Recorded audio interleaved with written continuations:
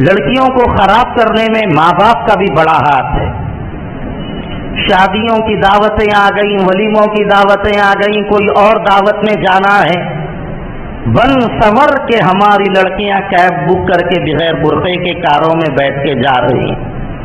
کیا وہ کار چلانے والا ڈرائیور ہمارے لیے محرم ہو جائے گا؟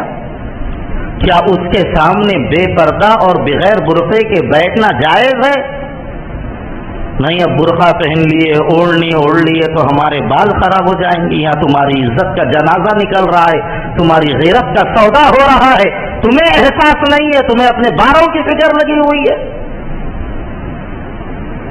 ایسے بے حیا مردوں کو اور ایسے بے حیا بھائیوں کو چلو بر پانی میں ڈوب کے مر جانے کی ضرورت ہے، جو اپنی بہنوں کو، اپنی بیٹیوں کو اور اپنی بیویوں کو بغیر برقعے کے گھروں کے باہر نکال دیتے ہیں۔